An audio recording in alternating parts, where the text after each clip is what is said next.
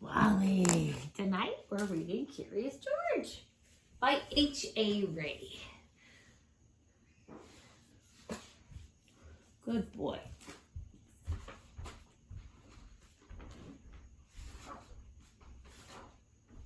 This is George. He lived in Africa. He was a good little monkey and always very curious.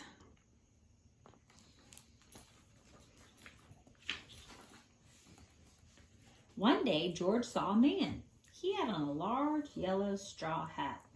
The man saw George, too. What a nice little monkey, he thought. I would like to take him home with me. He put his hat on the ground, and of course, George was curious.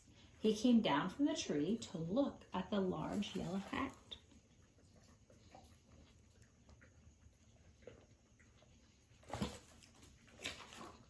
The hat had been on the man's head.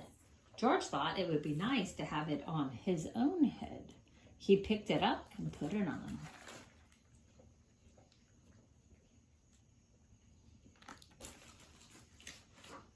The hat covered George's head. He couldn't see. The man picked him up quickly and popped him into a bag. George was caught.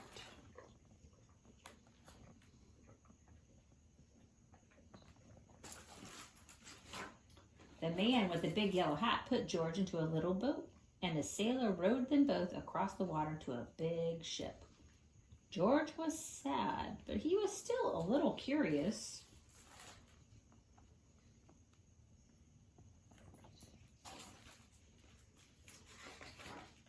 On the big ship, things began to happen.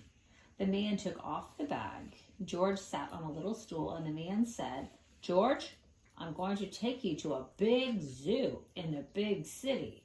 You will like it there. Now run along and play, but don't get into trouble."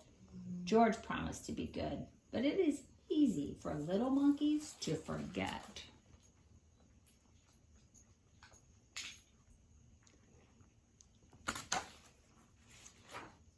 On the deck, he found some seagulls. He wondered how they could fly. He was very curious. Finally, he had to try. It looked easy, but...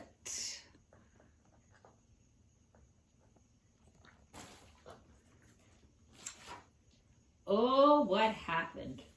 First this, and then this.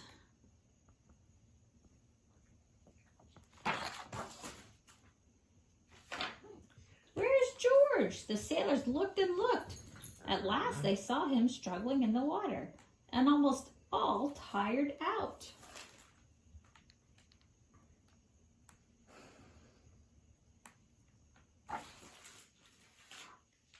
"Man overboard!" the sailors cried as they threw him a lifebelt. George caught it and held on. At last he was safe on board.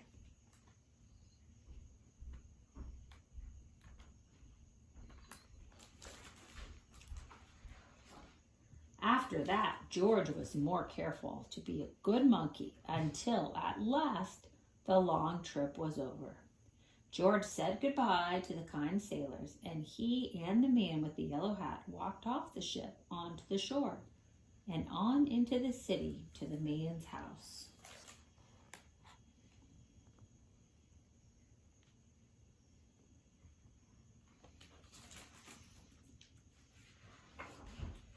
After a good meal and a good pipe, George felt very tired.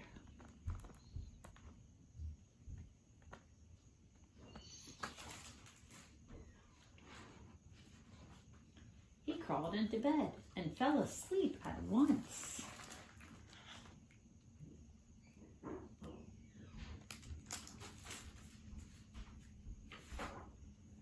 The next morning, the man telephoned the zoo. George watched him.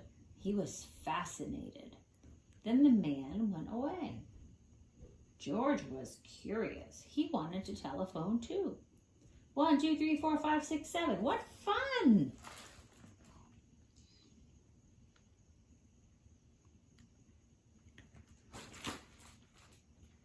Good boy, Wally. Ding-a-ling-a-ling. George had telephoned the fire station.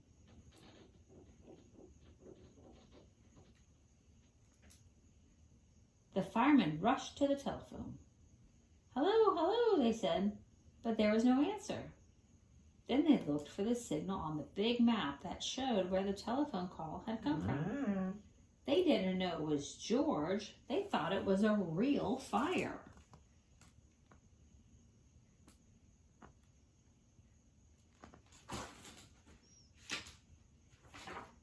"Hurry, hurry, hurry!" The firemen jumped onto the fire engines and onto the hook and ladders. "Ding dong, ding dong! Everyone out of the way! Hurry, hurry, hurry!"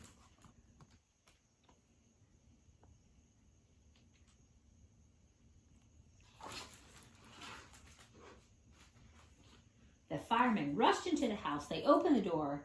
No fire! Only a naughty little monkey. "Oh, catch him!" they cried. George tried to run away. He almost did, but he got caught in a telephone wire and...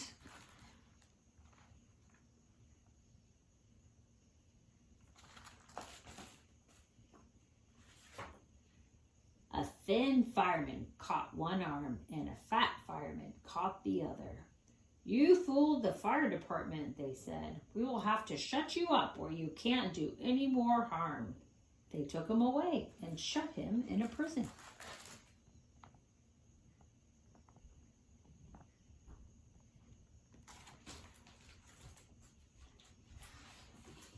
George wanted to get out. He climbed up through the window and tried the bars. Just then the watchman came in. He got on the wooden bed to catch George, but he was too big and heavy.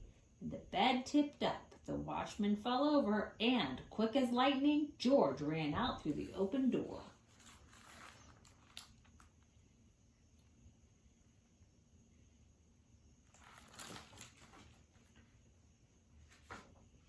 He hurried through the building and out onto the roof, and then he was lucky to be a monkey. Out he walked onto the telephone wires.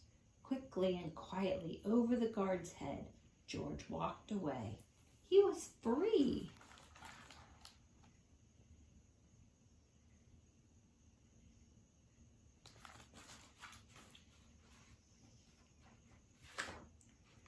Down in the street outside the prison wall stood a balloon man. A little girl bought a balloon for her brother. George watched. He was curious again. He felt he must have a bright red balloon and reached over and tried to help himself. But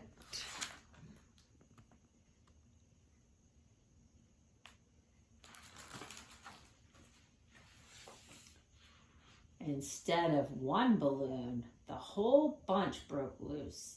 In an instant, the wind whisked them all away, and with them went George, holding tight with both hands.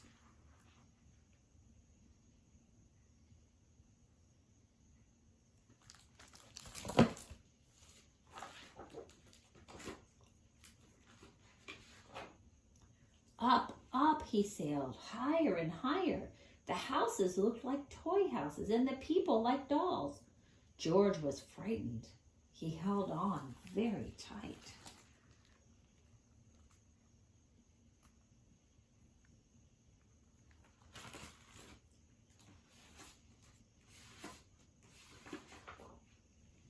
At first, the wind blew in great gusts, then quieted. Finally, it stopped blowing altogether. George was very tired. Down, down he went, bump on to the top of a traffic light. Everyone was surprised. The traffic got all mixed up. George didn't know what to do, and then he heard someone call, "George!" He looked down and saw his friend, the man with the big yellow hat.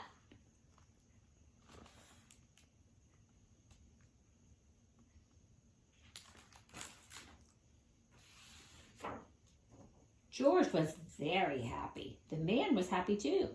George slid down the post and the man with the big yellow hat put him under his arm. Then he paid the balloon man for all the balloons. And then George and the man climbed into the car, and at last away they went.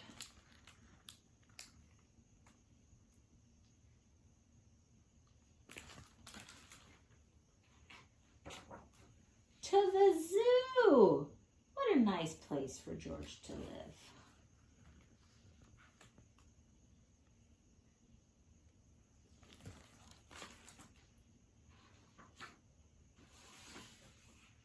The end.